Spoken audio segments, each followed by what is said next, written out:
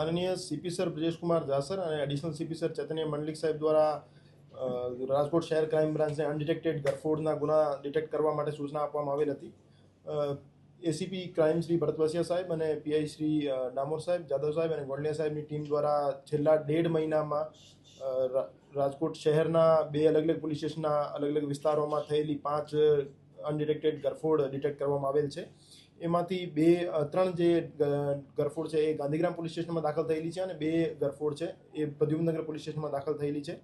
એ 2 રીઢા ગુનેગાર જે છે એ 5 રહેણાંક મકાનોમાં ઘૂસી એમાં ગરફોડ ચોરીને અંજામ આપ્યો હતો.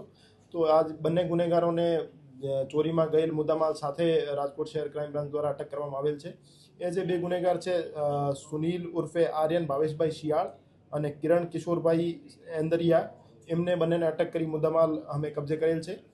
સુનિલ ઉર્ફે આર્યનના વિરુદ્ધ 9 ગુના દાખલ થયેલા છે, જેમાં લૂંટ, ચોરી, ગરફોડ, મારામારી અને સ્નેચિંગના ગુના છે. અને ટોટલ એમની પાસેથી 101 ગ્રામ સોનું, 1 કિલો જેવી ચાંદી અને 4,11,000 જેવા રોકડ એમની પાસેથી બરામદ કરવામાં આવેલ છે. અને આગળ એમને લોકલ પોલીસ સ્ટેશનમાં હેન્ડઓવર કરી આગળની કાર્યવાહી માટે સોંપી દેવામાં આવી છે. એમો શું હતી ને તેઓ ચોરી કરીને ક્યાં જતા હતા?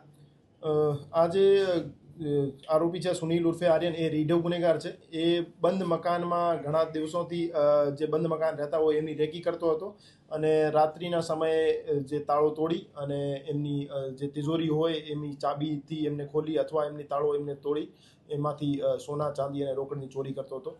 તો હું તમામને અપીલ કરવા માગું છું કે જ્યારે પણ તમે કોઈ બહાર ગામ પ્રવાસ ઉપર જાઓ તો પોતાનો જે મકાન છે એમાં લોક જે છે એ પ્રોપર સેફટી લોક હોય એને લગાવીને જાઓ. આપના પાડોશીને જાણ કરીને જાઓ, પોલીસ સ્ટેશનમાં જાણ કરીને જાઓ અને સીસીટીવી પોસિબલ હોય તો પોતાના ઘરમાં આપ ઇન્સ્ટોલ કરાવો અને એની લગાતાર આપ પડોશીઓ મારફતે ખોજખબર લેતા રહો કે ઘરના બધું તાળા અને લોક બરાબર છે કે કેમ.